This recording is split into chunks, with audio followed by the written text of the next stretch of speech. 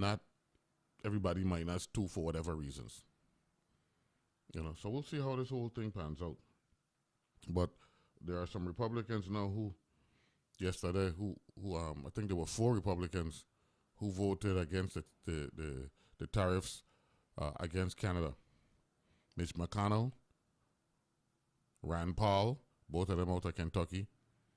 And by the way, what goes on in Kentucky has an impact with what happened in the Virgin Islands, and not because of Haas Racing, but because of Neville James.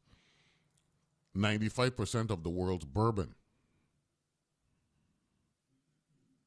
right, is manufactured in Kentucky. No, I know Marvin. Hopefully Marvin Pickering listening, and you could justify that. And a lot of these companies, they they buy that bulk rum from here in the Virgin Islands. I know Jim Beam, who actually owns Croix Rum, before they were with that, they used to, get a bulk rum here. So, it's, and so those two, along with Murkowski and Susan Collins, joined with the 47 Democrats, and the vote was 51 to 48. So apparently one Republican didn't vote or was absent. So we're going to see how that pans out. Now, of course, we're going to see. I don't think if it's going to make it through the other side of Congress before it gets to the White House where Trump going to veto it. He definitely going to veto it because he's President Tariff. But these are things that we're looking at because that impacts us now. Because if companies in Kentucky are dependent on Virgin Islands for bulk rum, to manufacture that bourbon, which is what Kentucky's all about. Kentucky's about 2 things: horse breeding and the horse racing industry, and bourbon, right? Old Forester, Jim Beam, Woodford Reserve, Early Times, you name it. You know what I'm saying? So we got to pay attention to what's going on, okay? And make sure that, the economists, the local economists of the Virgin Islands are keeping the governor up to date. I'm not with that. I'm a radio voice, but I am paying a little bit of attention. Anyway, Arch Thursday going to kick in when we come back after the break. Talk to you then.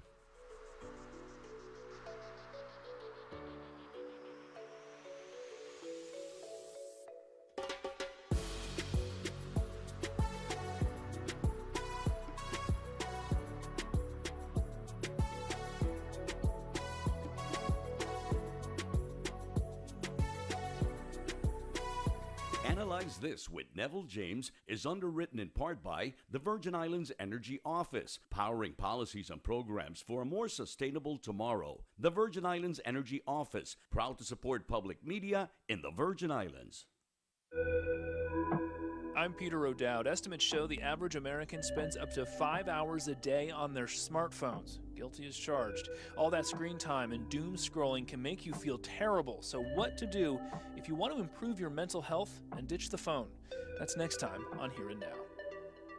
Here and Now, weekdays from 2 to 4 p.m. on WTJX FM 93.1, your NPR station in the Virgin Islands.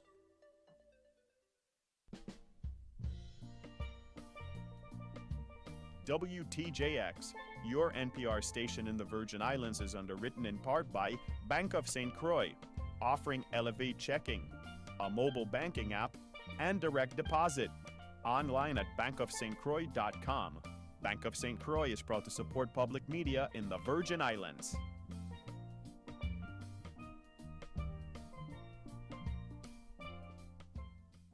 Community is important on our islands. Manifest your support of community by keeping the informative and educational programming that you get from WTJX FM, your local NPR station, on the air. Show your support by donating at WTJX.org.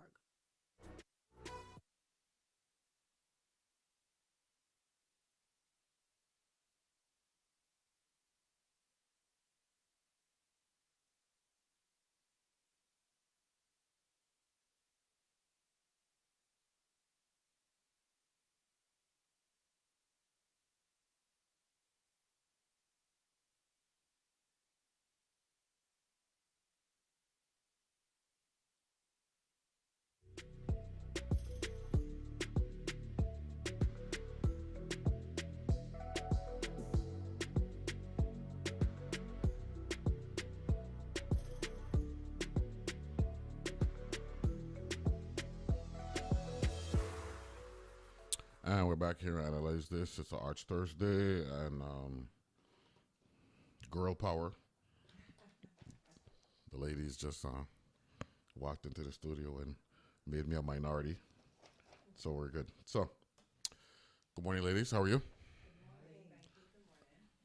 Turn out the microphones up, please, Rafi. Good morning, ladies. Good morning. Good morning. There we go. Can we welcome to analyze this? Let me start from my left and work my way to my right. We can get the introductions, talk to the audience, and then break down what's going on at the Caribbean Museum Center for the Arts. Go ahead. Hi, good morning. I'm Malene Barnett. I am a multidisciplinary artist, textile surface designer, the author of Crafted Kinship, and the founder of the Black Artists and Designers Guild. And I am super excited to be here in the USVI. Yes. Malene Barnett. Yes. That's the name? Malene. Malene? Yes. No, I just want to make sure. No worries, I'll correct you. I pronounced it correctly. Okay, there we go. Good thing. Morning. Go ahead, Chief. Morning, everybody.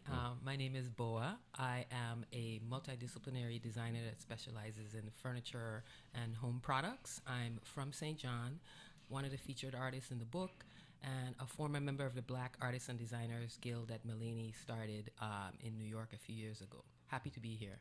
Good thing. Good morning. Good morning. My name is Vaughn Belle. I'm a visual artist based in St. Croix. I'm also one of the featured artists in the book, and I'm also very excited to be here. Good morning, ladies. Glad to have you here.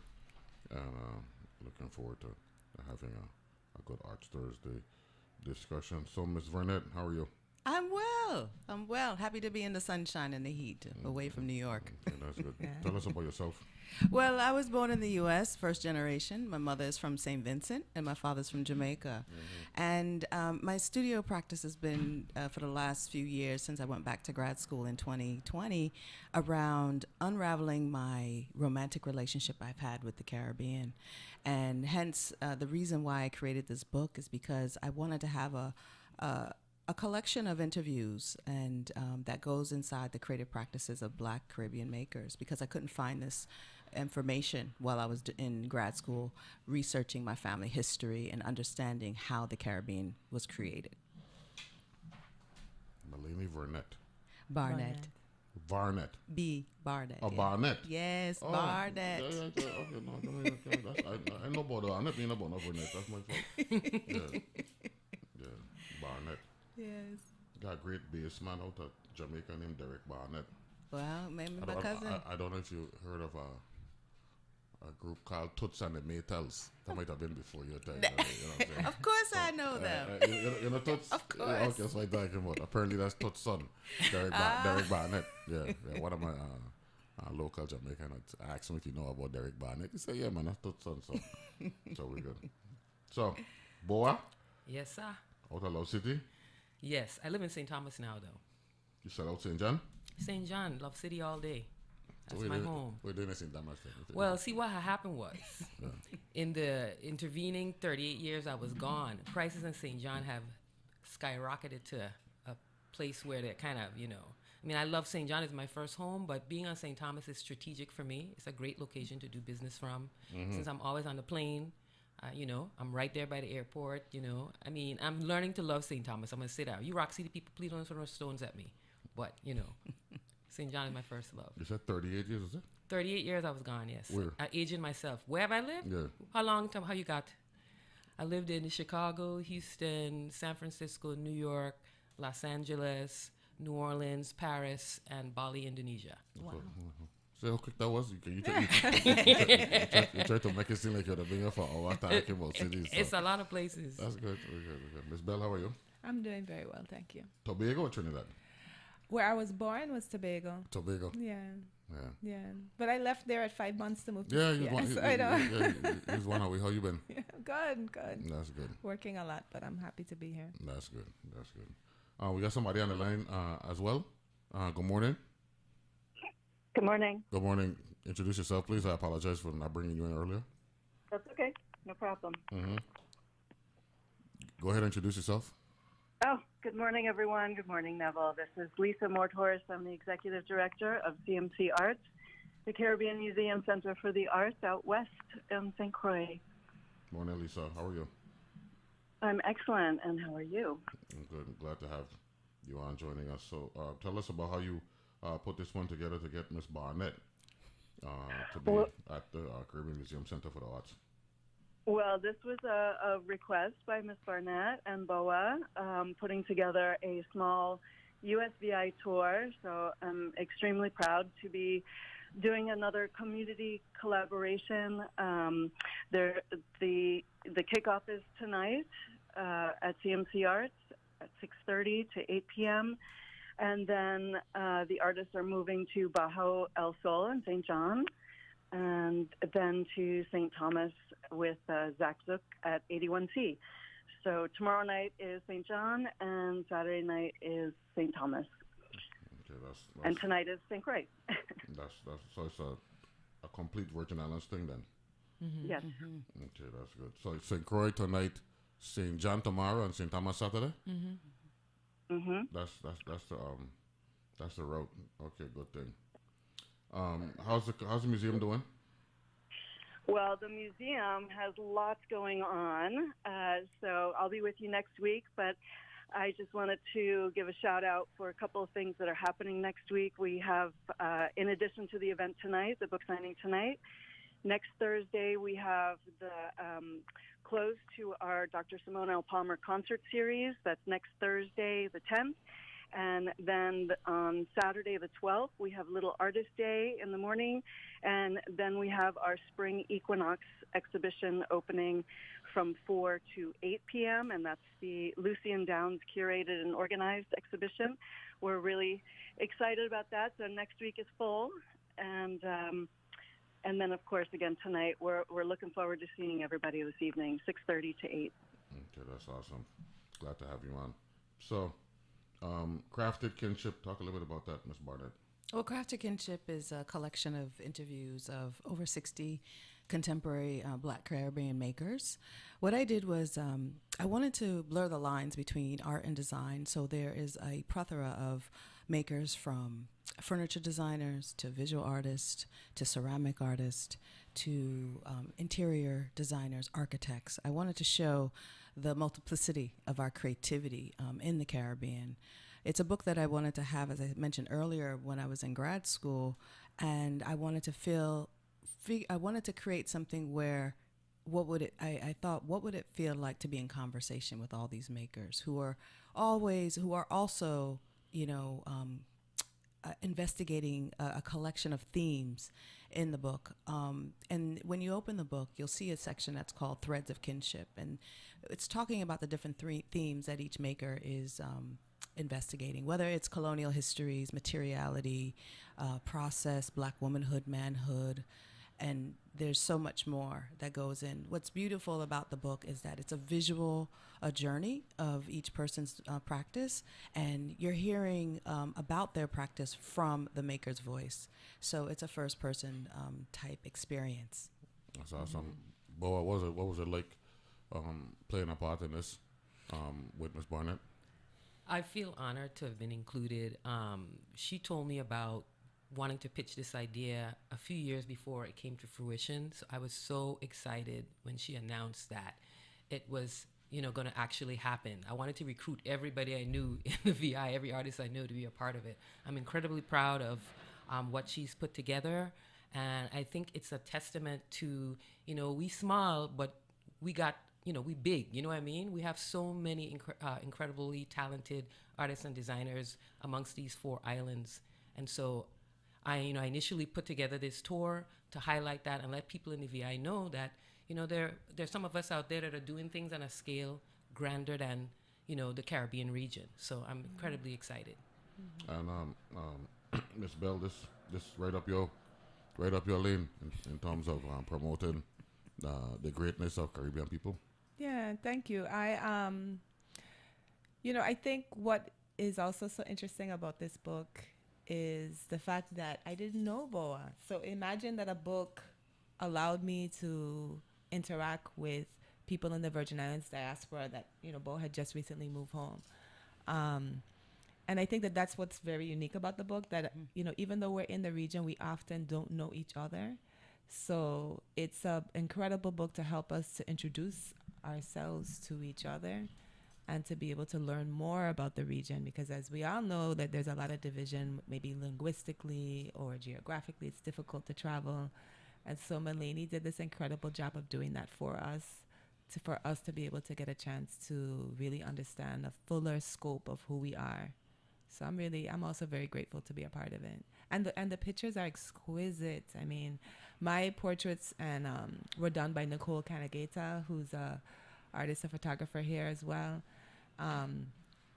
It's just a breathtakingly beautiful book. I think anybody would be proud to have it as a coffee table book and just an addition to their library. The images are dynamic. The interviews are really, really intriguing and revealing and intimate. She did a good job. She definitely did a good job. Ms. Barnett, how long it took you from start to finish to complete the project? It took 4 years. I pitched the idea in 2020, but I was in grad school, so I waited until I graduated in 22 to really start outreach. Even though when I was in school, I was doing the research, creating the list of who the potential makers would be. But it was in 22 when I did the outreach, and then I got a Fulbright to study ceramics, African Jamaican ceramics in Jamaica, and so I continued doing my outreach there. Many of the interviews were done via Zoom, some were in person, and some were done via email. So the book just launched in October of 2024. Mm-hmm. And well received?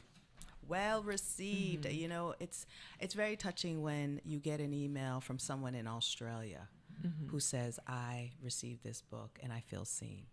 And, I've been talking about this book for the past, since last year, and, it's being well received from a plethora of generations. So it's a multi-generational experience. The elders are feeling seen. The young ones are feeling seen. And I'm seeing mothers buying the book for their budding artists where they're going to read the stories to them. And so this is what the impact of a book can do. And also it's showing that our work is, we're doing this work as makers that is about bringing the community together. And as Lavon shared, how a lot of these makers didn't even know each other. They knew of each other some, but they haven't even met in person. And I also personally am meeting many of the makers in the book for the first time in person, which is also a way for me to connect with them. Even though I organize and put the book together, there was a lot of trust, which I really appreciate because, Lavon, you didn't know me in that way. I learned about your work in grad school.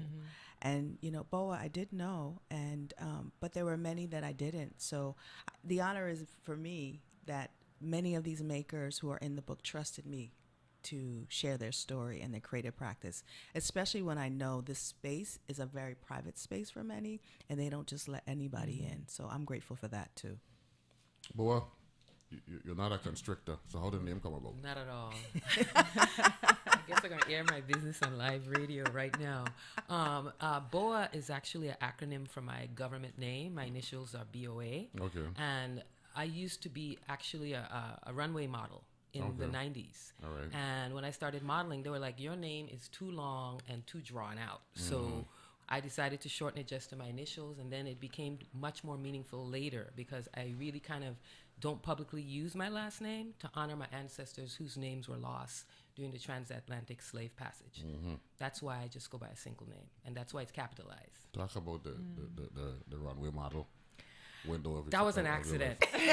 It was literally an accident. I had a friend that was a fashion designer, and I went to his show, and one of the models didn't show up. And he said, "You'll do," and he pushed me literally down the runway, and it started a whole 7-year journey. That's how I ended up living in Paris. Okay. I was modeling there and New York. Long time ago. You ever met Grace Jones? Yes, she's one of my idols. Yes, so I have met her. You know how old I've been now. Listen, none of us are spring chickens in here. You know what I'm saying? Yeah. Is she as eccentric and beautiful and African? I'll give you one tiny story. As she looks? She's all of that, but she's incredibly intelligent. She speaks 5 languages, just amazing. I went to an after party in San Francisco one time, and there was a fountain outside of the after party. Yeah. She had on this big skirt, and she says, I want to go to the bathroom. And instead of going to the bathroom, she hike up her skirt and pee in the fountain. I will never forget that. And this was way back when there were no cell phones, no camera, no nothing. Boy, I only have the memories. Never envisioned the incomparable Grace Jones in that context, but the stories are true. The stories are true. Wow. Do do do do do do do do do do. Pull up to my bumper. She pull up right there. Song. Right? She said right that song is about parking. So I'm going with that. That's what she said. I'm going with that. You know. Yeah.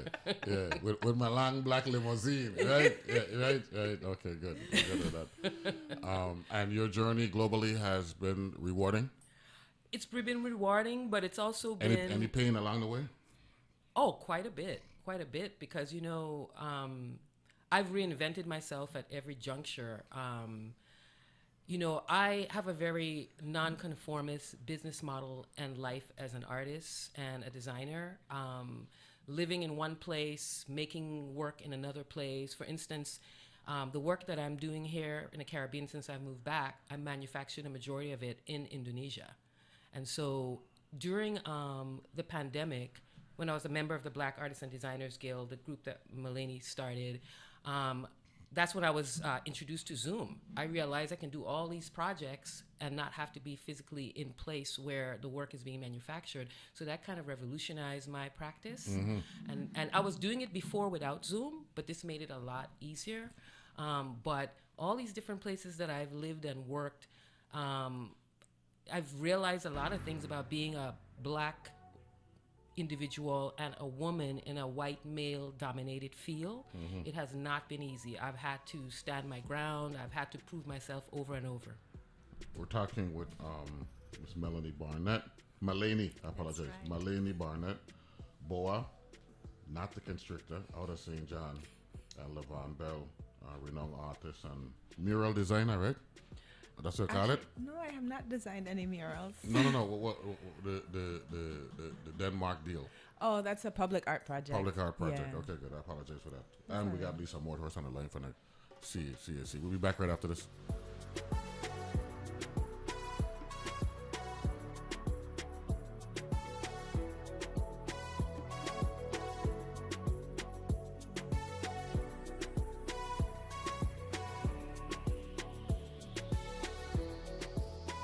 What is Registered Apprenticeship? Registered Apprenticeship is an employer-led career pathway where employers can develop and prepare their future workforce. Job seekers interested in apprenticeship will gain a high-quality paid work experience, classroom instruction, and a portable nationally recognized credential. All registered apprenticeships are industry vetted and are approved and validated by the U.S. Department of Labor and the VI State Apprenticeship Agency. Visit apprenticeshipvidol.gov or call 340-776-3700 extension 2080. This is the WTJX-FM Community Calendar. Partners for Strings VI Youth Orchestra members have been invited to the Miami Music Project in Florida, April 9th through the 13th. For more information, visit partnersforstrings.org or 340-228-1126. And if you'd like your event aired on the WTJX Community Calendar, please send it at least 2 weeks in advance to news at WTJX.org. St. Croix and St. Thomas. Are you ready? It's Heart to Heart, Volume 2. The Department of Health, Division of Chronic Disease and Prevention is hosting the territory's most fun, most exciting, and largest silent headphone walk ever. Yes, Heart to Heart, Volume 2. St. Croix, get ready. Friday, April 4th at DC Canadian Recreation Complex. St. Thomas, your next Friday, April 11th at Emile Griffith Ballpark. T-shirt distribution begins at 4 p.m. and the party and the walking starts at 6 p.m. sharp. Registration is a must. Register online at Eventbrite by searching Go Red. Walk with your ID to receive headphones. For more information, call 77.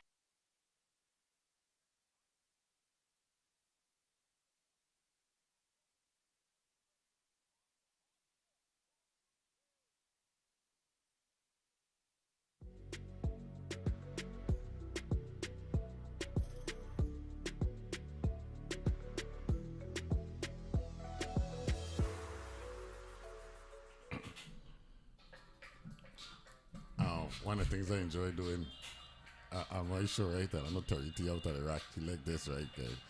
I'm a big record collector back in the day before CDs and all that stuff, right? So when she says she know Grace Jones, I had to pull up. You know what I'm saying? I had to pull up to the mic, not to the bumper. With the classic. You know what I'm saying? This is Grace Jones, right? See, the woman them does have the role already, right? The eccentric Grace Jones, and this classic song. So Terry T, you know what time it is, right?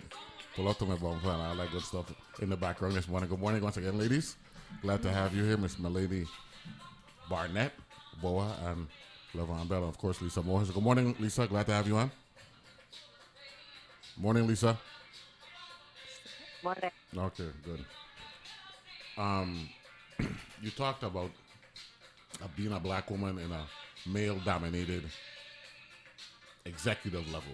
That's what you're talking about as it relates to business, where they're mostly calling shots and all that stuff, and you had to let them know that, I ain't taking it like that, right? Which is a microcosm of us as a people, in particular out of St. John, going back to 1733. You know what I'm saying? So we're good with that. Miss Belle, I Am Queen Mary. That was your project, and right now, what exactly exists in Denmark right now, reflecting that? Well, that is a collaborative project with the artist Jeanette Ehlers, that's also based in Denmark, of Danish and Trinidadian descent. It's a project that we actually have been working on for 10 years now at this point, when we first started thinking about doing a monument separately. So it's a monument, I would really call it more a public art project. Okay. Because it has so many components. But what's the actual physical? Well, there's actually several versions of the sculpture. Yeah, there's sculpture. That's the right. word I'm So seeking. there's smaller versions. There's a 10-foot version that's currently at Barnard College at Columbia University. There you have it on loan, Uptown. an extensive loan. Yeah. There is the version right now in Copenhagen that is a AR physical hybrid, while we're continuing to raise the money to make the figure in bronze. Okay. So by AR hybrid, I mean that the base is there of the coral stone that was imported from St. Croix, that enslaved African people carved out of the ocean, that forms so much of the foundations of our historic towns. And so we transported 1 ton of those stones. That forms one half of the sculpture. And then the figure was damaged in 2020. And so we did an AR version. So we hired software designers that basically recreated the 3D virtual version of the sculpture. And so, like, if you've ever done any AR, sometimes you have to download an app. You don't have to do that. You can actually just hold up your phone and you could walk around the sculpture. You could see a total. For the audience, tell them what AR means. AR is it's like a augmented reality. Yeah. And so you're also able to take pictures of it, your pictures of yourself in it. So it's an interesting hybrid because the sculpture has always used a lot of technology. We just announced that we are almost at the halfway point. We just got another 500,000 kroner, Danish kroner, donation from the Augustina Foundation. And so we're very close to getting to halfway, which is very exciting. And we're still pushing. We have an extended permission up until 2028, I believe, to raise the rest of the funds, which is about, in US dollars, it's about 1.5 million that we're raising. Okay. So we're almost halfway, which is a big accomplishment. Wish you well. Thank you. Good. Miss Barnett, talk about tapping into the brilliance of a Boa and a Vaughn Belle. Okay, how much time do you have? Don't matter. Well, I think I'm just talking from a organizing perspective in terms of gathering information. You're telling a story, and you want you're extracting from them and their experiences, their skills, what have you. Well, excuse me. Well, when I think about Bo and her practice, I think about sustainability and materiality. I know that's very important to her work, and I hope that inspires people to also think about that climate and what we're using and what we're putting into the environment and what we're taking out. When I think about Vaughn, I think it's very powerful, the research that she continues to do around our colonial history, because it's, if we don't know where we came from, we don't know where we're going. And so it's very important that we understand how not alone just St. Croix, St. John, St. Thomas, the Virgin Islands, but the Caribbean as a whole. And because Vaughn has been focused on, St. Croix's history, it's really important to see the multiplicity of the European influence of how we are today. Mm-hmm. Because a lot of the things that we think are because, colonization did bring us a lot of things. We won't talk about all the bad. But then I look at Vaughn's work and think about how we have turned that into beautiful experiences and beautiful ways to talk about it, because we are claiming the history and rewriting it ourselves from our voice, from our perspective. Mm-hmm. And so what, say, Vaughn is producing are ways for us to engage with this tragic history that we all embody in many ways through her work. So thank you for that. Thank you. Lisa, this is consistent with what the Caribbean Museum Center for the Arts promotes, right? Absolutely. CMC Arts our entire mission is based around supporting and promoting the art and artists from throughout the Caribbean. We have a great advantage that we have so many amazing makers and creatives here within the Virgin Islands. So most of the time we're focusing on Virgin Islands, but we do support the entire Caribbean. Now, Boa, you were pretty much for this particular book, you were interrogated. Gently. I see the qualitative questions here. Yes. Going over this. Talk about giving an interview, because it's not as straightforward as some people might want to think it is. Some people just, in other words, you're just thinking, well, one person asking questions and the other person answering. It's not just about that. You're trying to put your thoughts together because you want to make sure that your responses are reflect how you really feel, not necessarily what you want them to hear. Mm-hmm. Because you're talking about your history, but not only your history, the culture and the history of your people, which is very, very important. I think the way the interview was conducted was very thoughtful and insightful, because she actually... Yeah, closer to the microphone. Yes. In my case, since I wasn't physically present, Malene provided me with a list of questions that were extremely well-crafted and in-depth. It gave me time to sit with them and think about really... The questions, they were very deep. Some of them had to do with how you, as a Caribbean descendant, how do you incorporate all of your culture and your background into your work and into how you move in the Western world? Like, that's a heavy question. Mm-hmm. Like, things I hadn't even thought about. Some of the answers I came up with were, like I said, there were things that made me re-examine who I was as a woman of this soil. Because oftentimes when you're living abroad, you split yourself into so many, you code switch you into so many different aspects of who you are. A lot of times, the places that I live, nobody had ever heard of St. John. Many people didn't know where the Virgin Islands were. They asked crazy questions. They had preconceived notions about what Caribbean art is and what a Caribbean artist is. And so the way the interview was framed gave me an ability to be more expansive in that definition, because one of the things that I think is really important to understand is that we are, in this region, many, many island nations. We are by no means monolithic. And even within the Virgin Islands itself, we are a melting pot. Like, we are to the Caribbean the way the United States is to the world. We are a melting pot in the Virgin Islands. There's so many different cultures. Well, I got, St. Vincent. Yeah, Jamaica. It's Yourself, Tortola. Tortola. No, my mother's from Tortola. My father's from Saint Martin, the French Tobago. side. We got Tobago. Tobago going on over here. Barbados. And Barbados too. My father's from Barbados. Yeah, so that's what I'm trying to And say. you're talking to Antigua and St. Croix. So. Oh, okay. We got like 10 islands. Yeah, so. So the reason why I did that, you're not exaggerating with respect to the melting pot moniker. It's real. You know, and we're proof of that. You know what I'm saying? We got Puerto Rico in the back with Rafi and Canasung on the board, so it's all good. And Miss Modhurst, you from Queens? Yeah, Brooklyn. Brooklyn, you from Brooklyn.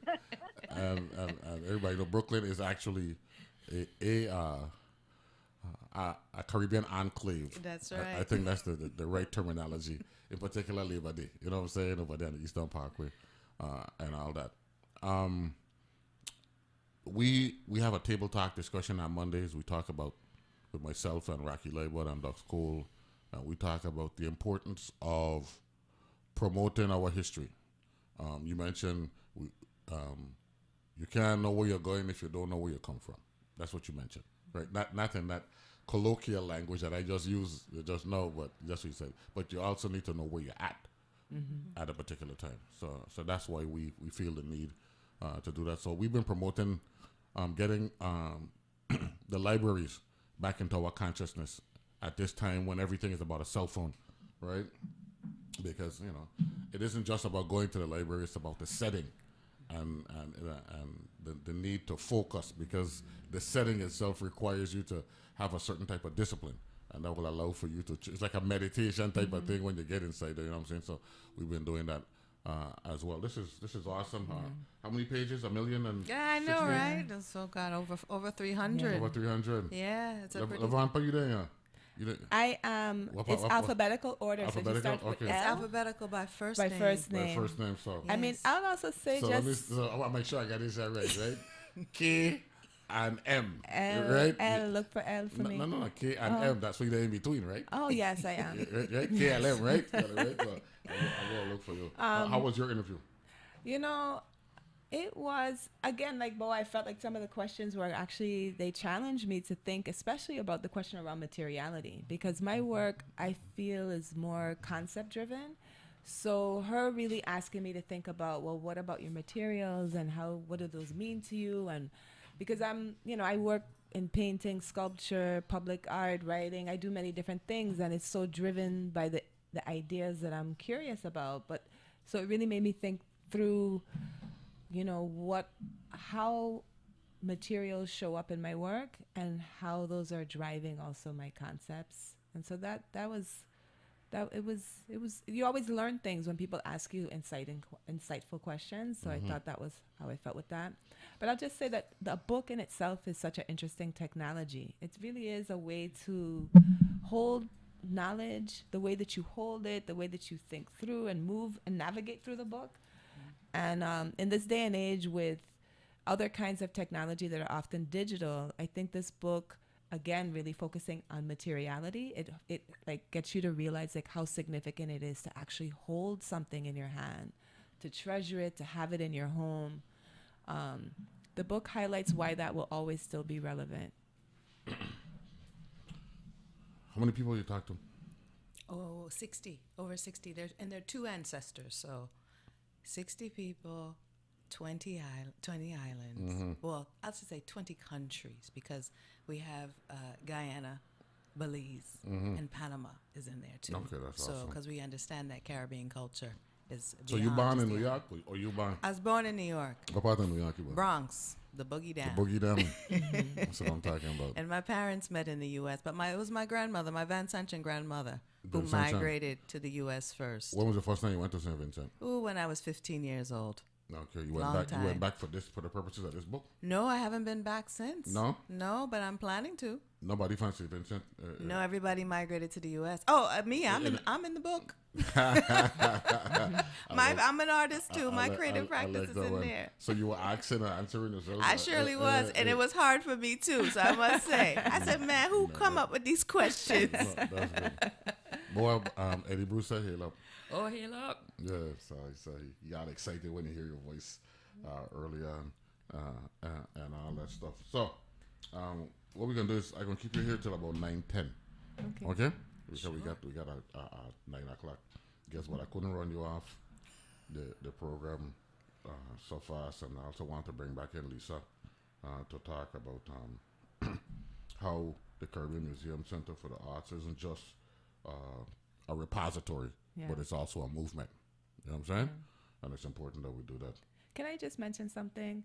I want to thank Boa for putting this together because it was really her. This meaning The kinship? tour, Oh, the tour. Okay, because okay. you know Malene hasn't. Are we the first Caribbean stop for?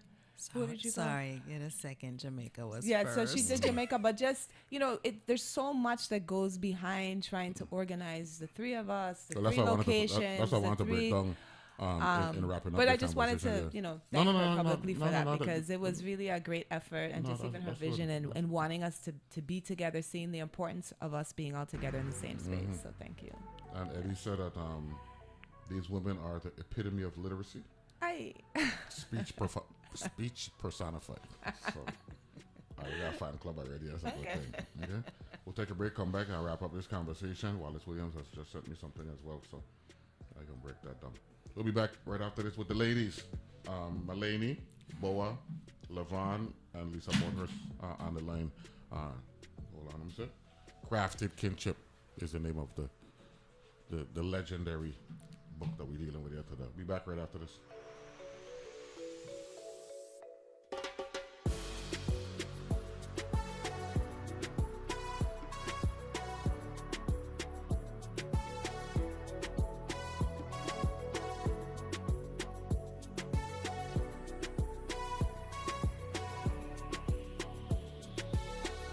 Race is complicated. On Code Switch, we don't dumb it down for you. And on Life Kit, we have advice on everything from money to mental health. It's Code Switch and Life Kit from NPR. Saturdays at 2 p.m. on WTJX FM. Community is important on our islands. Manifest your support of community by keeping the informative and educational programming that you get from WTJX FM, your local NPR station, on the air. Show your support by donating at WTJX.org. Traveling this spring? Whether you're vacationing or visiting family, you might have a special food you want to take with you. Just remember, food containing pork cannot enter any part of the U.S. or even travel between the mainland and the U.S. Virgin Islands. That's because pork can carry African swine fever, a virus that's harmless to humans but deadly to the pigs we rely on for food. To help stop the spread, don't pack pork when you travel this spring. You can learn more at USDA.gov. That's USDA.gov. Good morning. This is meteorologist Russ Murley with your WTJX local forecast for Thursday, April 3rd. It'll be a breezy day today. A wind advisory is in effect. Those east to northeast winds may gust as high as 50 miles per hour on local terrain, mostly some of the higher elevations. Sunshine, partly sunny at times with isolated showers. East to northeast winds at 15 to 25 and gusty. Partly cloudy with isolated showers tonight. Those winds will slowly back off. Nighttime lows in the middle to upper 70s. Partly sunny with isolated showers, middle to upper 80s tomorrow. We'll see a few showers tomorrow night, 75 to 79. Partly sunny with showers Saturday, 85 to 89. Rip current risk will remain high today at most area beaches.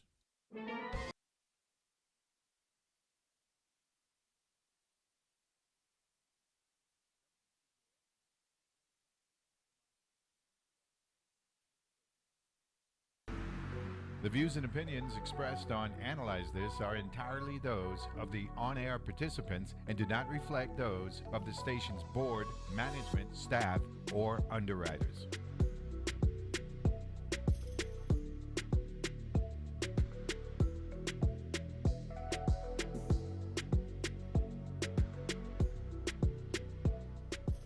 And we're back here. Analyze This. It's our Arch Thursday, and we've got Miss Malene Barnett,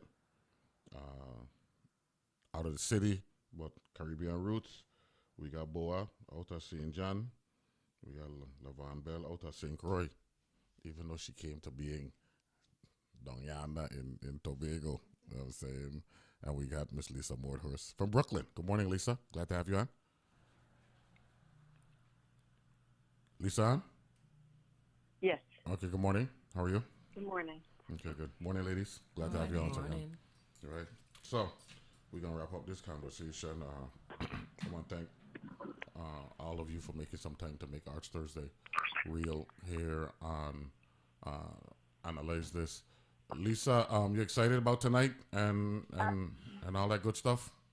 Absolutely, absolutely. So tonight at CMC Arts, starting at 6:30, we have all of the artists that have been speaking so far this morning with us.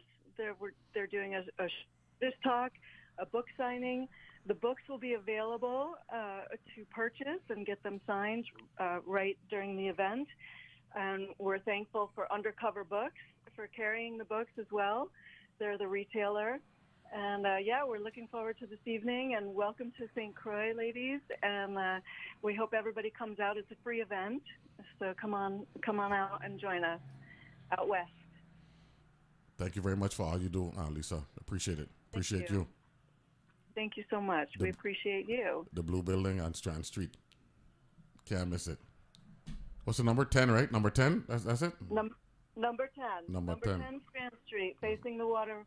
It's beautiful. I also want to give a shout out to our community partners who are also involved in this book tour. Go right ahead.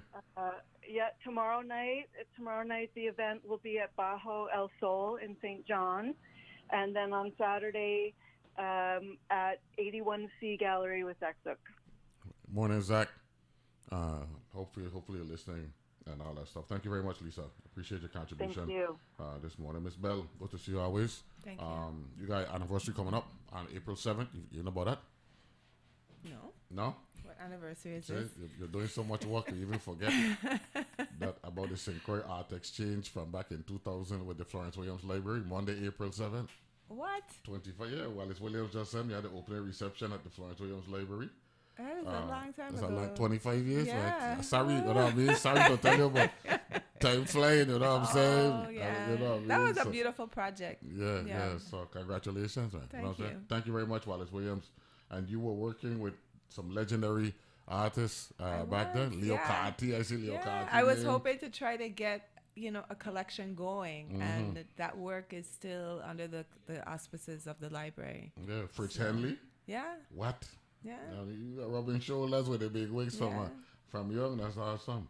Let me go through the names real quick who was working with you. Like Mark Austin, Krishna Banwari, that's how you pronounce it.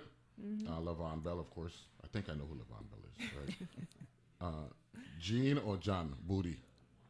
I think it's Jean, maybe. Jean, right? Jean and Nolan Booty, Leo Carty, Danica David, Luca Gasperi, which is a big name from back in the day with the farm up in East End. AJ, Fritz Henley, Elisa McKay, Auguste McKay, and Robert Vaughn. So, what? That was a collection that we had put together in a show inside the library many years ago. I was a little peewee. That's awesome. So, Boa, out of St. John. Well, I live in St. Thomas, so I say you're out of St. John. Out of St. John, right. Outer. Yes. Your roots. Yes. Right? St. John, I could talk about growing up on St. John, and when we only had 3 TV channels. And, yes, right? you know it. Right? Until it burned down Channel 8. Channel 8, yeah. We had 2, and then there were 2. But we had WB&B out of St. Thomas. We didn't get good signal on St. John. That's what I was just going to ask you, because you mentioned the 2 stations out of Puerto Rico, which is WAPA and WKAKU. Yes. Yeah, we raised up with them there, you know what I'm saying? Yes. So, but we know WB&B. Had a man named Joe Potter, used to work at WB&B. That was a CBS station. We had the ABC station here on St. Croix with WSVI. Regardless of what we go through, the Virgin Islands will always be beautiful. That's for sure. They could say what they want. We could go what we go through, and our travails and what we got to overcome, we gonna overcome them. No matter what happened, people killing themselves to get down here. You know what I'm saying? So, I could say what I want outside. We ain't going nowhere. That's right. You know what I'm saying? Right, so, that's right. And we're glad we got artists like yourself promoting, what we're about and all that stuff, and that's a good thing. Okay? Yes. I mean, to actually been back to Tobago? Because she said she'd been back to St. Vincent. Oh, yeah. I was actually telling Malene, in my 20s, when my grandmothers were still alive, I used to go there a lot. Yeah. But I haven't been back in some time, maybe 10 years now. But I plan on going back this year. Okay, that's good. Can we come too? Yeah, sure. Yeah, exactly. It must be beautiful down there. It is, you know. Well, all island are beautiful. It is. God it's Art unique. is a beautiful art. So Tobago is unique. I mean, most of my family that's from Tobago, they now live in Trinidad, and then every Caribbean city in the world, like Toronto, London, Miami, Brooklyn. But so there are not too many direct close people in Tobago, but I have to go there, I have to deal with land and stuff, just like the same thing we all deal with. All Caribbean people got family land issues that we got to deal with.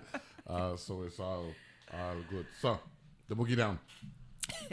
Well, listen, I just born there, but I grew up in Connecticut. Oh, you see, it happens like that. Yes, I was just going to ask you because you know the Bronx. You know, got pronounced it a certain way, right? The Bronx, right? Yeah. KRS-One. I know. That's me. You know what I'm saying? No, I grew up with him, so I know. Yeah, I'm with that. You know what I'm saying? What's it like being, in the mother region? If not the motherland, this is the mother region. Well, the mother region. Yeah. Well, it's. Don't start balling on my show. I was gonna say, do we have to go there? I could see. Do we have to go there? I'm trying to stay present. It's getting emotional. This is home for me. I claim the whole entire region, the Caribbean, and honestly, wherever Black people are in the diaspora, we get to claim because we are diasporans. And so, yes, but I'm in Brooklyn now. It's home. What part of Brooklyn? I'm in Bed-Stuy. Do or die? Do or die. Right. It's not that anymore. I know. Biggie Smalls. Notorious Biggie Smalls, Bed-Stuy. Yeah. But the thing is that what I'm feeling and doing is I am navigating the world through what my grandmother wasn't able to do, but what she was able to create. And I say that because she came to America on her own, left all her children with her mother. Typical Caribbean immigration story, right? Didn't see her children for like 9 years before they all reunited. But she created the foundation for them to flourish. They're all still living. They're in 80s or close to 80s. My mother's the oldest. My mother is one who got the highest degree the country could offer. She has a doctorate. They're all very successful. I have an auntie who's a fashion designer. Oh, that's St. Vincent you're talking about. This is St. Vincent because my Jamaican grandmother died when my father was young. So, but I bring this up because when you ask about, how I feel, what I feel is that I'm building on my grandmother's legacy of what she created for us to thrive in this space. And what I'm doing is I'm getting to choose where I want to be, is what she didn't have that choice. She died when she was 55. But that's a setup, though. How is it a setup? No, I said that's the setup. Oh, that's the setup, yes. Not a setup. Yes, okay. That's the setup where our elders go out of their way to make sure that we don't struggle like they did. Yes. That's just how it is. We don't have a say in that per se. Yeah. Just like we gonna make sure that our youngins, we don't want them to have to necessarily go through what we went through. Even though sometimes that experience is so valuable that it actually makes you more resilient, makes you stronger and all that stuff. The reality is, it's a transcending type of mentality and history that happens, and that's how it's supposed to be, actually, for me. That's how I would, like my dad was a doctor. Obviously, he was born in 1922. He didn't want what we had to, what he went through for us to go through. We went to parochial school. He didn't do that. You know what I'm saying? So he graduated he was one of the first graduating class on St. Croix, Christian State High School, class of 1940. Yeah, I'm saying so he make sure, I go into them big school. That's just how it is, you know what I'm saying? So we ain't holding it against them. We're grateful, but we just want to make sure that we make a contribution, and your contribution is through the art. That's right. And through the story. That's right. And that's right. And building our archive from our perspective. That's what we're talking about. But I do want to mention something, Neville, if you don't mind, because when the book, as Boa mentioned, when she learned about the book, but when the book was actually, she knew was going to be produced, she said to me, Malene, you are bringing the book to the Virgin Islands. She was adamant about me coming here and bringing Crafted Kinship here because she understood the importance for the community to recognize that we should be a part of the contemporary lens of art and not just focus on, and there's nothing wrong with craft as we've been told it's called, are making processes. But Boa was very persistent on making this trip happen, and I do want to send a really, really big thank you for believing in this project, contributing to this project in ways that I had never thought about. So thank you for that. And Levon, I want to thank you too for being along on this journey, because we are our ancestors' wildest dreams, as you say. We are living that dream. And I think through our work, I just really hope that the community sees the power in what we're making. It's not just about the beauty of art. We are inspiring a community to think and be and live in their own truth. So thank you for that. Thank you for crystallizing the discussion this morning. Inside the Creative Practices of Contemporary Black Caribbean Makers by Malene Barnett, Crafted Kinship, and the tour is happening in real time. Yeah. And I want to thank you ladies for making it happen here on Arts Thursday. Thank you. Just want to say, you heard of the boy bands? This is the girl band. That's right. So it's an awesome band. You know what I'm saying? So I'm with that. Thank you very much, ladies. Thank you. And good to see you. Nice to meet and nice to see you again, okay? Thank you very much. That's Malene Barnett, BOA. That's the acronym. Out of St. John, Malene Barnett out of St. Vincent, Jamaica, and Vaughn Belle out of I should put St. Croix before Tobago, but you said Tobago. You could even put St. Thomas. I live in St. Thomas for 7 years. Most people don't know that. That's what I'm talking about. I tell you, we claim them all. Tobago and the Virgin Islands. And it's all good. And Miss Lisa Modhurst. Out of Brooklyn. You know, yes, straight from Brooklyn, better known as Brooklyn. All that good stuff. Thank you, ladies. Thank you very much. Thank good you. To share. Good luck, okay? And this collector's item is available on collector's Undercover item. Books, you said, Lisa? Correct. Undercover Books and at CMC Arts this evening for the book signing event. Okay, good. I appreciate that. Thank you very much, ladies. Thanks a lot. Okay, you got it. You got it. That's Malene Barnett, Boa, Vaughn Belle, and Lisa Modhurst making an appearance here and analyze this on our Arts Thursday. Good morning, Zach Zook for 81C and Maho. What's the name of the Bajo El Sol. Bajo El Sol in St. John. Okay, so that's tomorrow night, and then it's gonna conclude Saturday night over on the rack at 81C at the studio in downtown Charlotte, Mali. Thanks a lot. Nice to meet you. Okay. Yeah, man, for sure. Good to see you, man. Always, right? Levon, good to see you. Take care now. Okay. Sorry, baby. Next, you know what I mean? Yeah. You want to do it quick. Boy, come quick. Come quick, boy. Yeah, see, we're doing a selfie now here and all that good stuff. They got me with my beanie on. You know what I mean? So, you got it. Thank you. You got it. We're going to get Antonio Stevens here in the studio from the Virgin Islands, fire and emergency systems coming in to talk about the agency that comes to your rescue when things need to get happen. Well, I dress up to come on the show this man. That's why I'm saying it's all good. And we're good. Morning, my brother. Good to see you. Yeah. And put on a headphone there and we talk a little bit, you know what I'm saying, talk about the agency and all that. Thanks once again, Miss Barnett, Boa, Miss Belle, and Miss Modhurst for joining me on our Arts Thursday to start the show. Director, how are you? Good morning. I'm doing well. How about you? I'm doing good. Introduce yourself to the audience once again. I am Antonio Stevens, the director of the Virgin Islands Fire and Emergency Medical Service. How are you doing? We're doing. How long have you been a public servant in this area? In this area, 18 years. 18 plus years this year. Before that, you were doing what? Before that, I was in the military. I did 22 years in the military. U.S. Army. Right out of high school? Right out of high school. Did the Army? Army, yes, sir. Took you around the world? Or you did any international tours or mostly on the mainland? I did years in Germany. Did Germany? I had 3 combat tours. Been around the world, man. Been around the world. I'm trying to do the math now. 40 takes us to the mid 80s. So that means you did Desert Storm. Yes, I did Desert Storm. What was that like over in Iraq? You were in Iraq or in Saudi Arabia? Both. multiple tours. So those experiences are life-changing experiences for me. I think they help you to deal. It made me who. So as a director now, you could reach from experiences in these combat tours to allow for you to remain calm under certain stressful situations. It does, and it did. Get closer to the microphone to the public. Right? It does, yeah.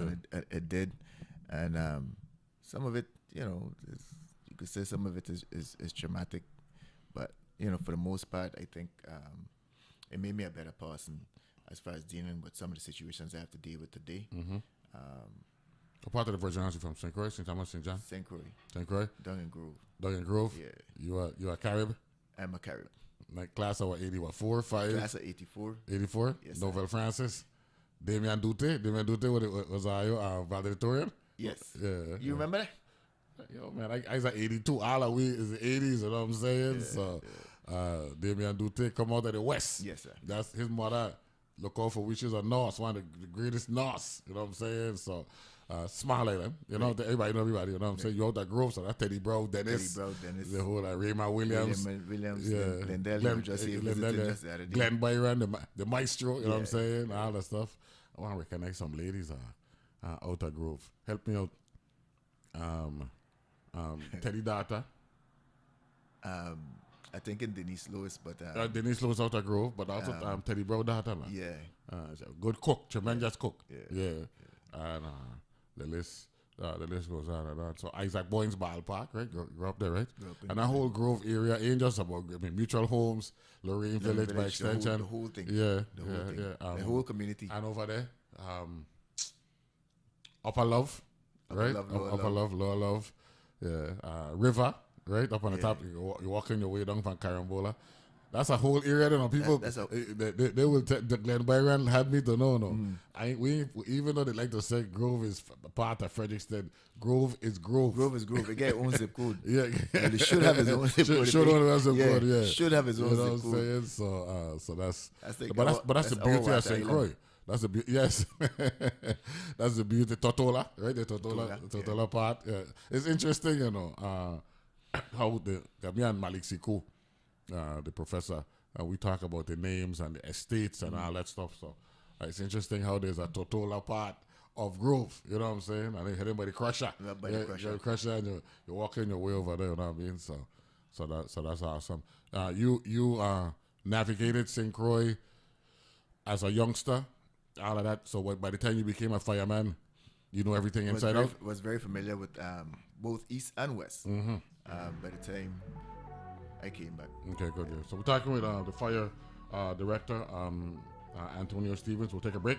We'll come back, talk more about the agency and how we can all play a part in making the community better. Be back right after this. A mobile banking app and direct deposit. Online at bankofstcroix.com. Bank of St. Croix is proud to support public media in the Virgin Islands.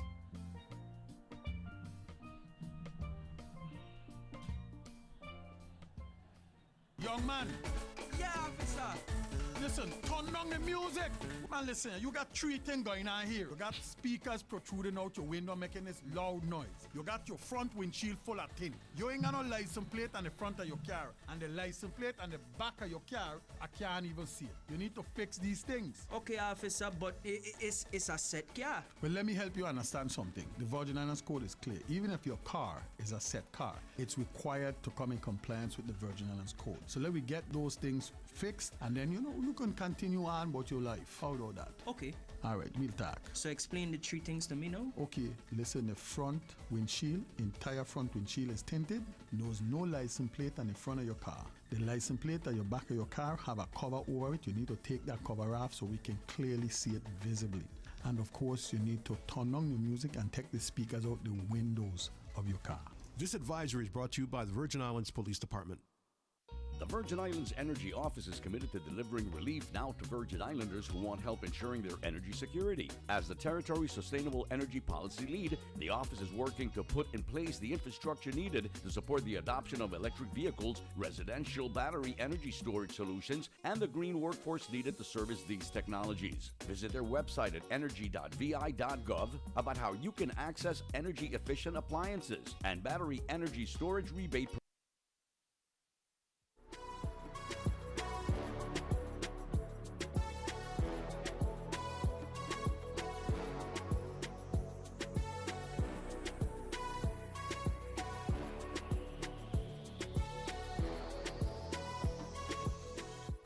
And we're back here. Analyze this. We got Fire Director Antonio Stevens here in the studio. Good morning, Director. Good morning again. Good morning. Now, October is Fire Prevention Month. Yes, it is. Right? What we got going on in April? In April is EMS.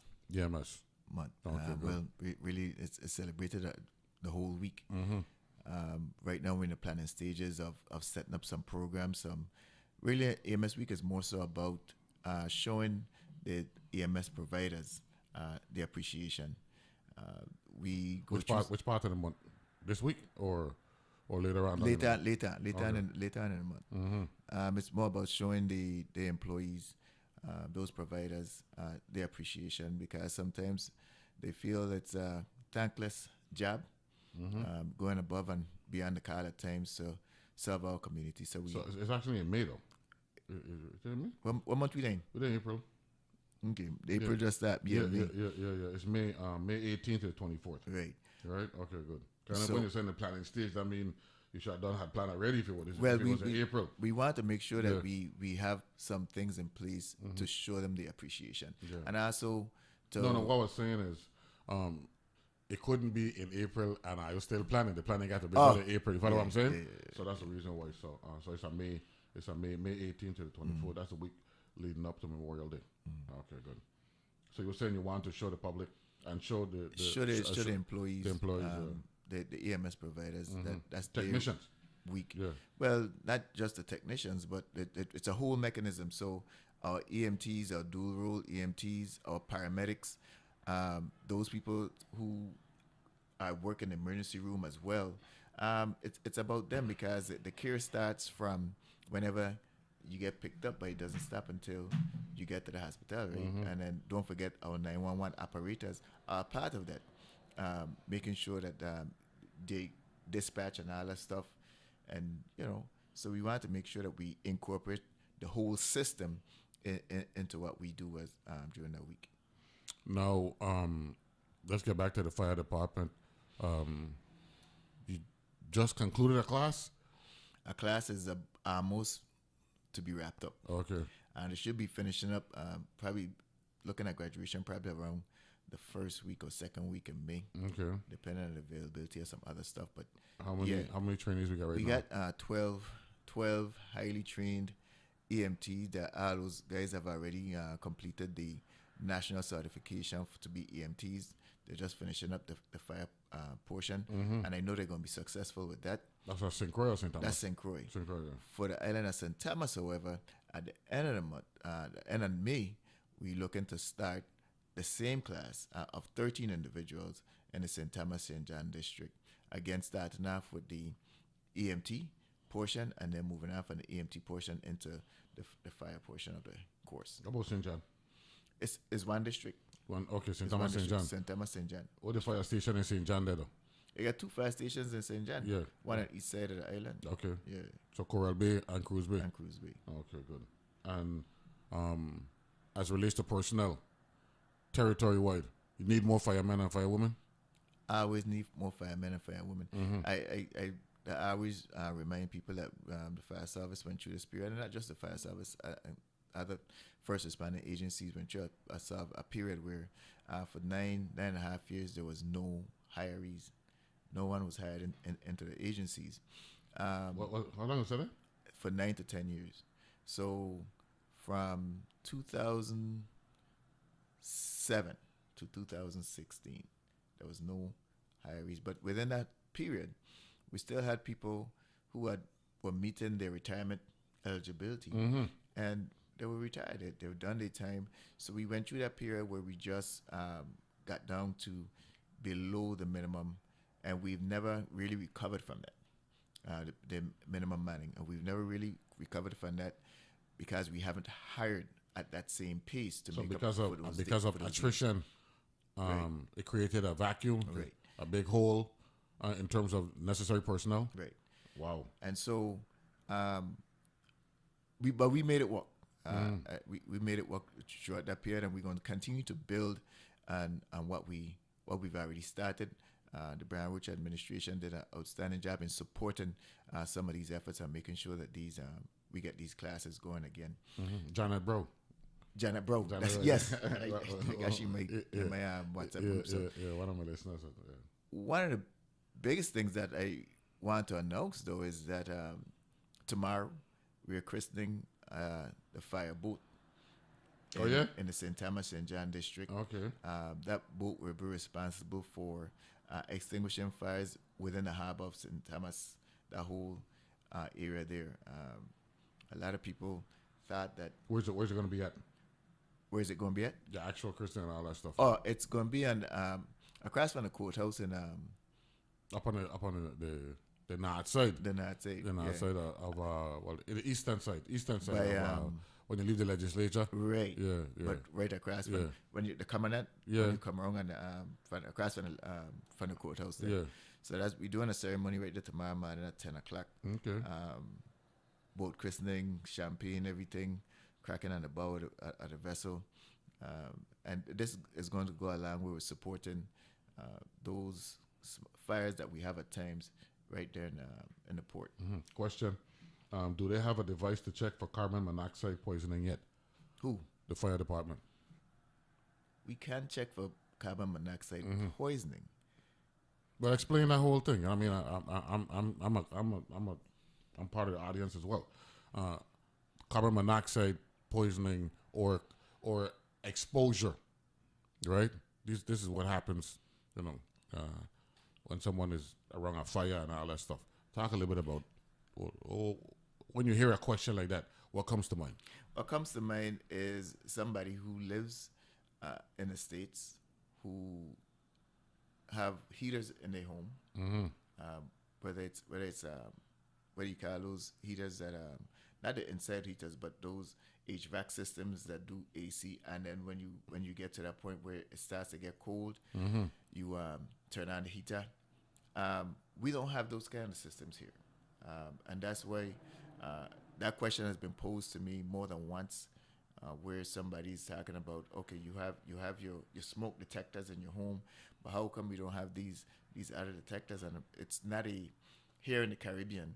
It's not that we have those type of units that you have to check for carbon monoxide and want to monitor to see if your system is leaking. We always caution the public, and when you're doing your fires where like barbecuing and stuff like that, that you do so in a well ventilated outside space. If you have garages, be mindful that you can't leave your car running inside, in a garage, a closed-in garage. So outside of that, it's not a issue for us here in the territory. Well, I would say it's not prevalent. Right. That's what I'm saying. It's not right. Yeah. Mm-hmm. But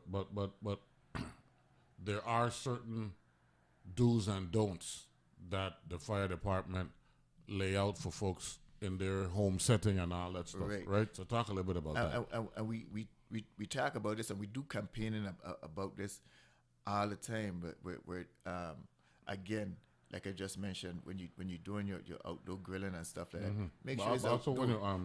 Because I'm looking at appliances that give off carbon monoxide. When you run in your generators, you mentioned the motor vehicles, and the generators are here. All that stuff, gas stoves and ovens. Gas stove, right? Gas stove and oven.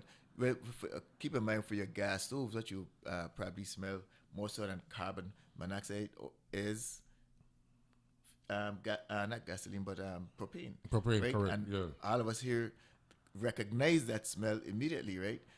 So again, and that's something that's completely different. Water heaters. We do come out. They mention water heaters as another potential carbon monoxide source. We do come out and whenever somebody says, "Oh, I smell propane," we do come out. A prevention unit will come out and do a check to make sure, or see if there's a break in the line, if there's a leak in the line. To help close dryers, but it's that close dryers too. They say close dryers, but again, because of the ventilation and remember that that's where most of that stuff will go back out to. Yeah. But it's not a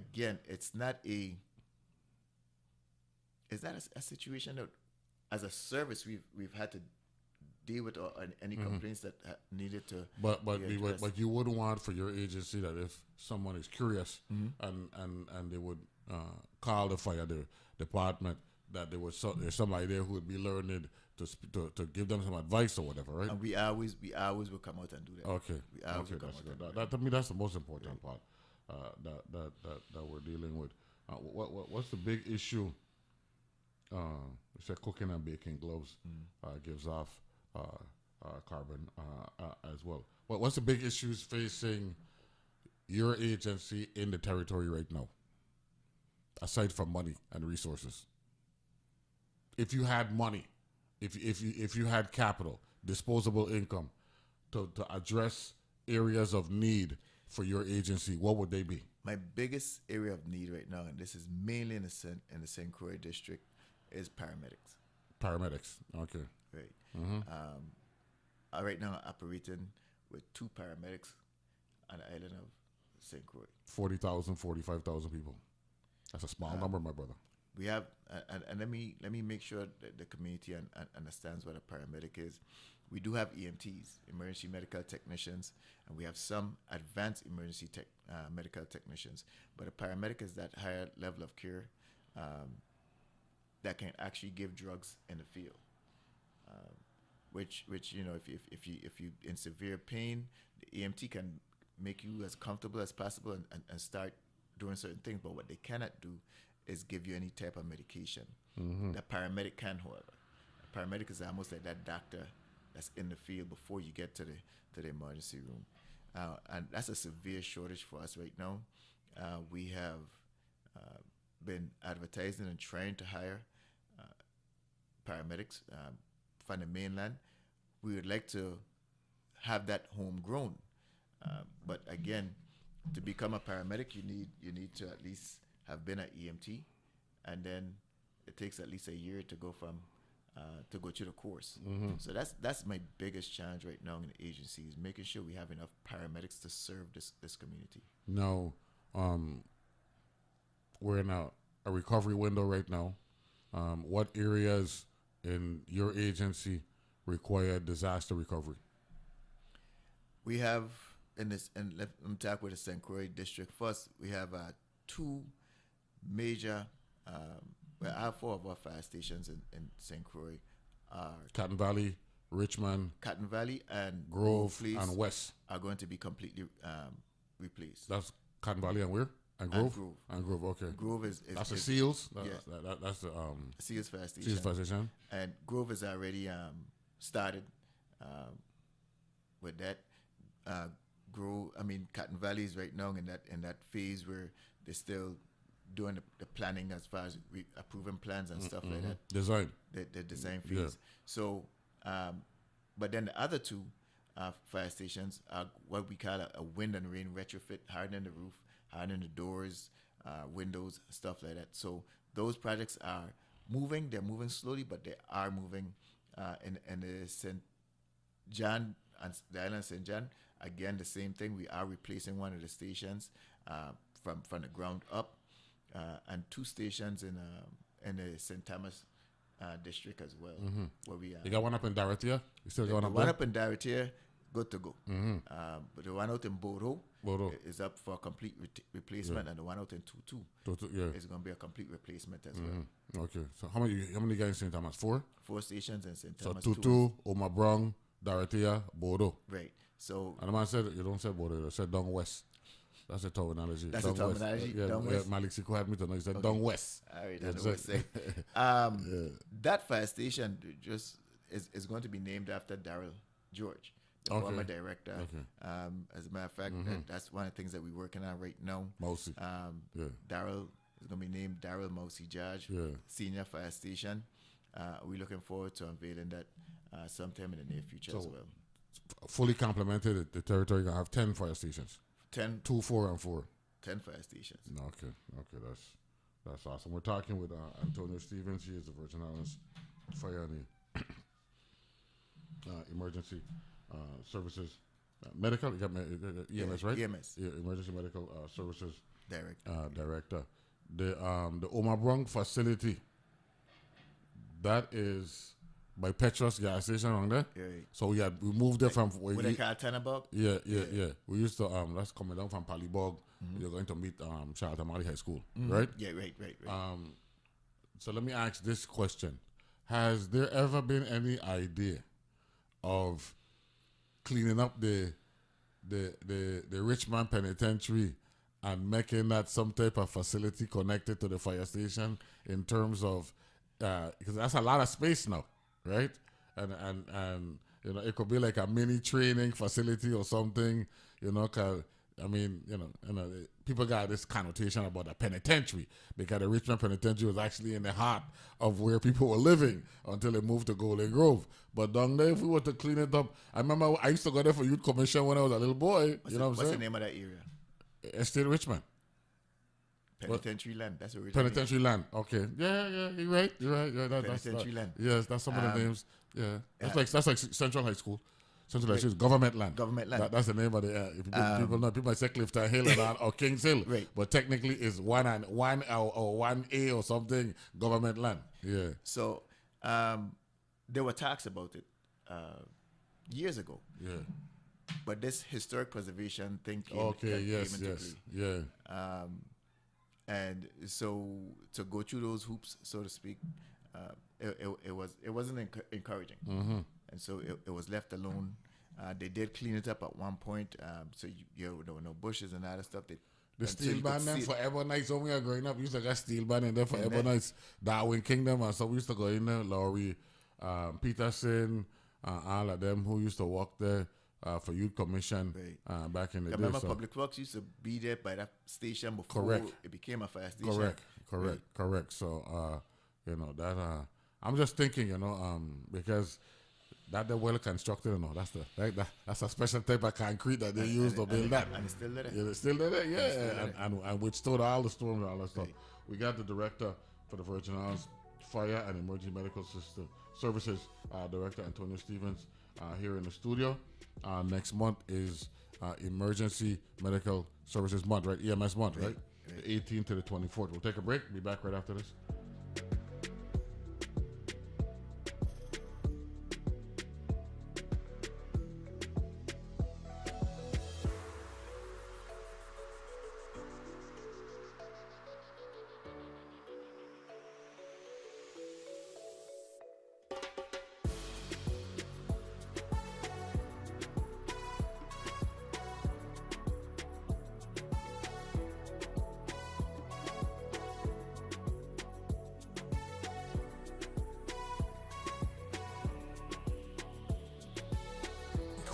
St. Thomas. Are you ready?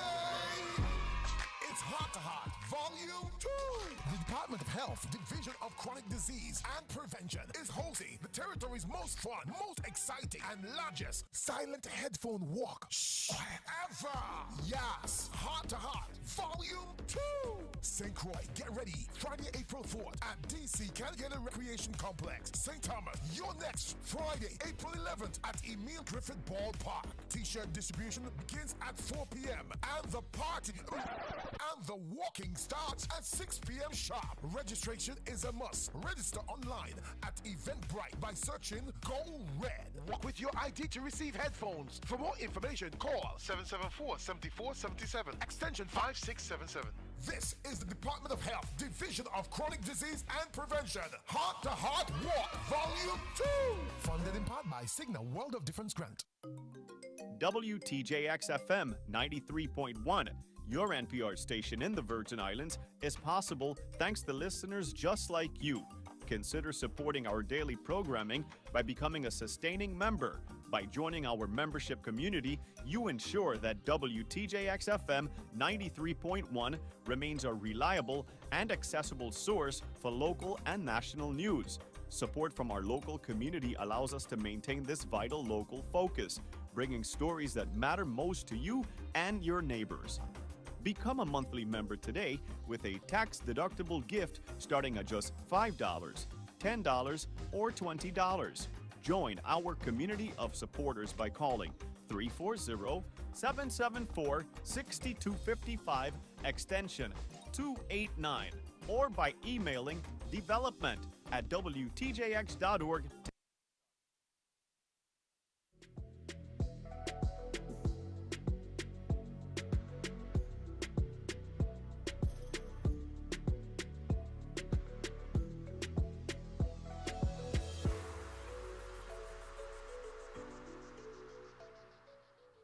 And we're back here with the fire director, Antonio Stevens. Good morning, sir. Glad to have you on. Good morning again. Good morning. We're dealing with a fire over on the South Shore. On the South Shore over the weekend. Over the weekend, yeah. Talk a little bit about that. Yeah, it's where the art farm is. Yeah, art farm, yeah. Yeah, burned somewhere around 40 acres. Wow.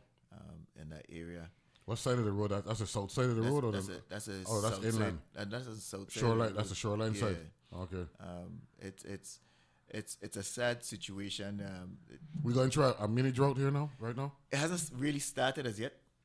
The drought season hasn't started as yet, but we went through a period over the past like 2 weeks prior to that. It had started to dry out, and we haven't imposed a burn ban, so to speak, as yet. But I'm thinking that we are going to do it sometime here this month.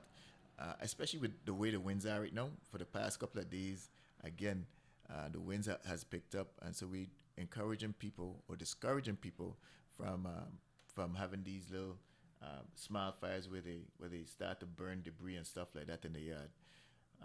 Again, it may seem okay right now and everything is still kind of lush looking, but because of the high winds, where it can pick up embers, and we had a fire out in down over by Cobo a couple of weekends ago. Same situation. Jealousy? No, the farmer, he was trying to burn some. No, I'm not talking about the jealousy area when you. Yes, yeah. Right by the curves and all that stuff. Yeah, okay. And he was burning some plants, like some debris and vegetative debris, and it kind of got away from him, and we spent 3 days dealing with that because he got into a rubbish pile and just burned. So we want to remind the public to be careful. As a matter of fact, not to do it. I'm thinking about going in and putting that burn ban in place. It's to keep our community safe and to preserve what we have. One of my listeners said, could you fully articulate what EMS stands for? Emergency Medical Service. Yeah. EMT, Emergency Medical Technician. So the acronyms. The acronyms. Yeah. EMS talks about the system on its whole, and the doer though at its lowest level right now is the Emergency Medical Technician. We have advanced medical technicians, and we also have paramedics. Okay. So there's levels to this. Right. We're just using that as street slang when we trash talking and saying there's levels to this. There's literally levels to this. Right. Emergency medical technician, advanced and a paramedic. Medical technician and a paramedic. Yeah. Okay. You feeling good about the agency going forward? I'm feeling positive about the agency. I have a very good management team that I do hold them accountable, and they hold me accountable. Well, one of the things I've always been curious about is the political nature of leadership in the fire service. Same thing with the police department and all that stuff. In other words, once somebody aspires to being an agency head and we have an administration change and all that. Thank you very much. Want some water? You good? Oh, you got yours. Okay, good. Shouldn't there be a minimum level requirement for someone to be eligible to be the fire director? In other words, when there's an administration change and say we don't want Antonio Stevens to be our fire director no more, that if in fact they're making a change, you're not dropping all the way back down. You're going into a management level area. Is that the way the system is structured? That's not the way the system is structured. Explain that part. Because the notion that you could be a fire director and then when Neville James become governor and he want to go in a different direction, that you going down to some rank and file thing. No, if you were good enough to be a director, then you should remain at some type of executive or at least management level. You should. And let me expound on that a little bit. If you truly, and we're just removing the persons, we're just talking about structure. If right? you truly cared about the agency or the agencies across the board, forget about politics and put the person that is best for that job. Not saying, okay, this qualified, right? But there's also some administrative skills and all that stuff and training that you would want from a leader of an agency. Currently, like I just told you, that we have, I have a class that's about to graduate. Let's say one of those employees, that employee tomorrow or the next election can very well become the director of our. See, all of that, you know what I'm saying? I understand that to the victors go the spoils with all that, but when you're talking about emergency medical services, you're talking about fire. Right? I mean, anybody. You're not just talking about fire, but you're talking about a system that is what we've built over the past few years is making it a complete system where we're dealing with all types of emergencies. Fire, medical, whatever it is. We are a part of that. And so there should be some experience Thank you. quota or some experience level, you know what I'm saying, to even be considered. And a knowledge base. Yeah, of course. You know what I'm saying? That's just, like, for example, Pedro Encarnacion. Right? Remember, he was once the fire director. And then for political reasons, right? You know, what have you. And then the next thing you know, you see them walking around in a blue t-shirt and jeans, you know what I'm saying? Which is awesome fire garb, you know what I'm saying? Garbage, you know what I'm saying, to begin with. But nah, man, and then what happens, right, is, and I'm sure you may be experiencing this now. I've experienced it in the past. You know, there's always somebody who is envious of leadership.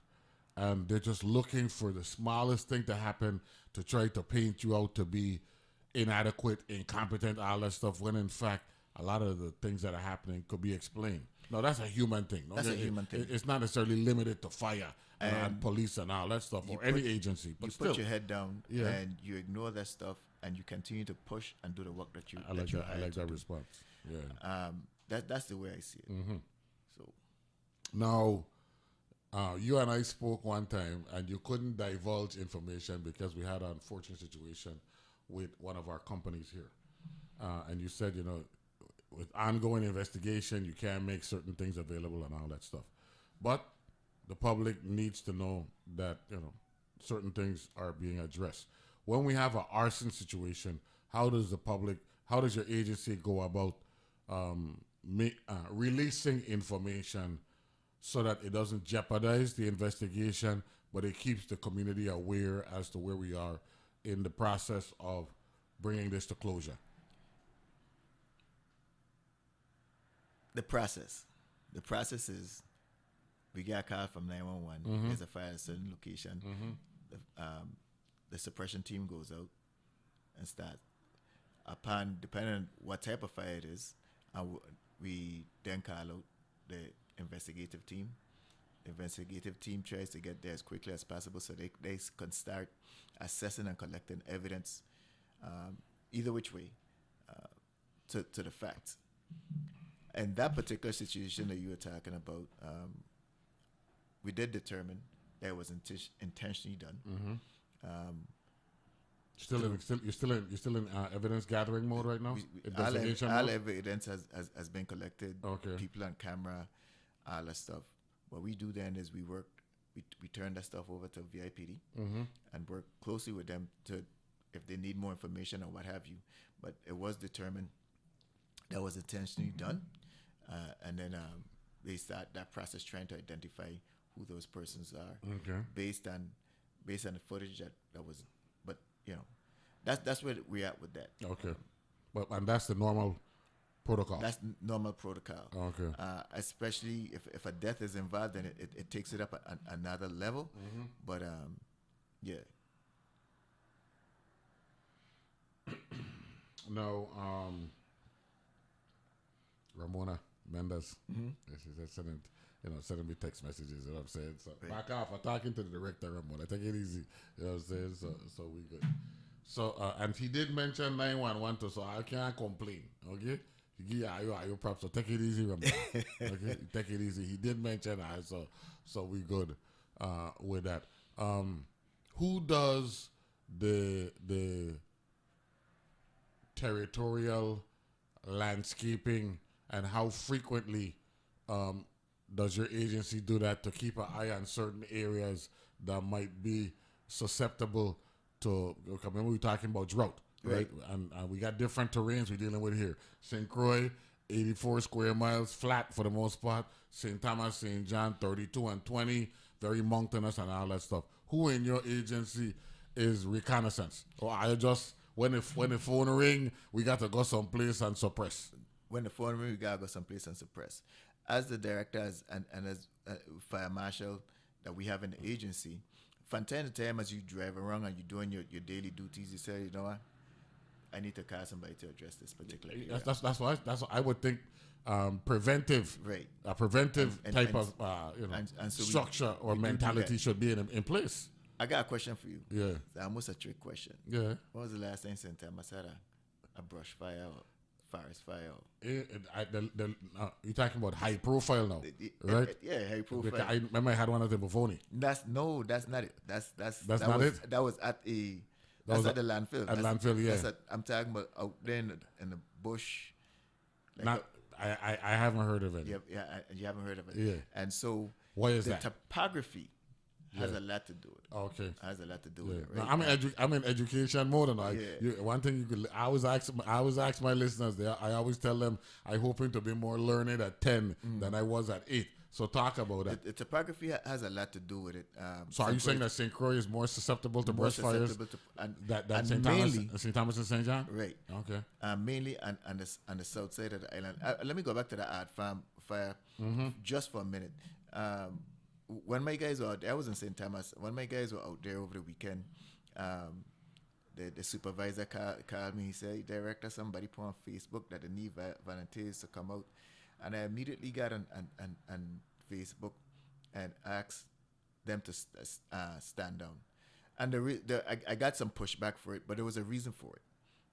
If we don't want civilians responding to an emergency situation without it being a coordinated, direct effort, when we do stuff like that, we putting civilians in harm's way, and I want to make sure that everybody remains safe. If it was a situation where we could say, okay, let's have an organized group. These are the organized. This is the group.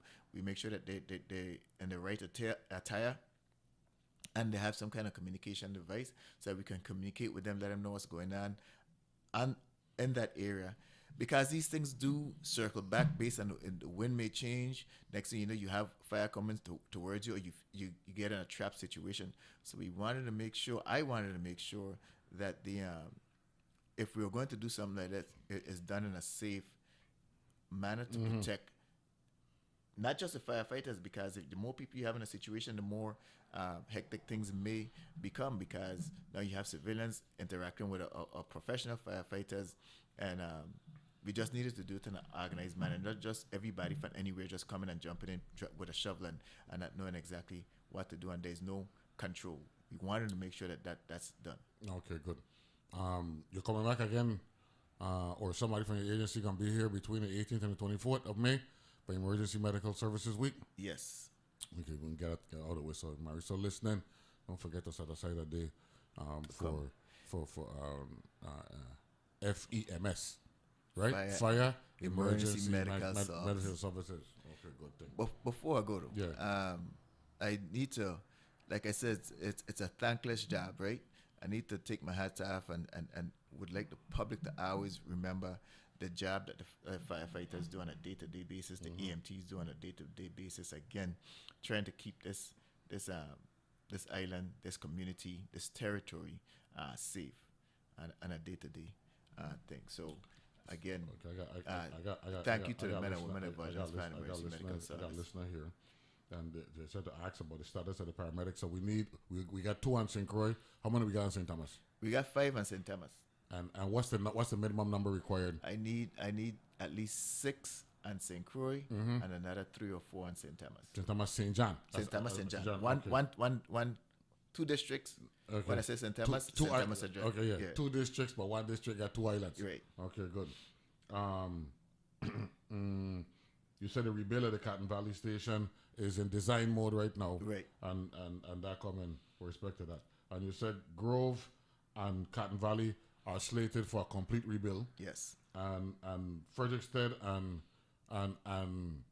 Christian and Richmond. Yeah. Right. Wind and rain retrofit. Wind retrofit. Okay, good thing.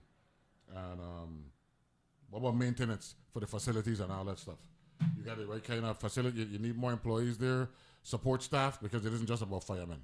We for right now, our support staff, we're good to go. Our last hire was PIO. The public information officer? Right. Who's that person? Shamika Frederiksted. Shamika Frederiksted. Okay. So we're good to go there. Have her reach out to Marisol here to make sure I will get on the latter part of May. Okay. Okay? For EMS week and all that stuff. And then October, fire prevention month, all that stuff. Great. Yeah, Director, good to see you always, man. Always. And, always a pleasure. And shout out to Grove, right? Yes, sir. Good to see you. That's Big up the homeland. You know, that's right. The Mecca. The Mecca. According to Rima Williams, right? So good to see you. I also want to thank Miss Malene Barnett, Boa, Vaughn Belle, and Lisa Modhurst. They got the book tour starting tonight, and then over at in St. John on Friday and St. Thomas on Saturday. Crafted Kinship. Okay? Thanks a lot, Director. Good to see you. Thank you. Thanks a lot, everybody. Don't forget tomorrow, Power Hour with Kyle Fleming starts off the show. Talk to you then. The views and opinions expressed on Analyze This are entirely those of the on-air participants and do not reflect those of the station's board, management, staff, or underwriters. Analyze This with Neville James is underwritten in part by the Virgin Islands Energy Office, powering policies and programs for a more sustainable tomorrow. The Virgin Islands Energy Office, proud to support public media in the Virgin Islands. Stay updated with news, alerts, and other valuable information with WTJX Newsfeed. Listen to the latest news stories that matter with Marcelina Ventura Douglas. Weekdays at 5 p.m. on WTJX 93.1, WTJX Newsfeed, your source for stories that matter. Traveling this spring? Whether you're vacationing or visiting family, you might have a special food you want to take with you. Just remember, food containing pork cannot enter any part of the U.S. or even travel between the mainland and the U.S. Virgin Islands. That's because pork can carry African swine fever, a virus that's harmless to humans but deadly to the pigs we rely on for food. To help stop the spread, don't pack pork when you travel this spring. You can learn more at USDA.gov. That's USDA.gov. Good morning. This is meteorologist Russ Murley with your WTJX local forecast for Thursday, April 3rd. It'll be a breezy day today. A wind advisory is in effect. Those east to northeast winds may gust as high as 50 miles per hour on local terrain, mostly some of the higher elevations. Sunshine, partly sunny at times with isolated showers. East to northeast winds at 15 to 25.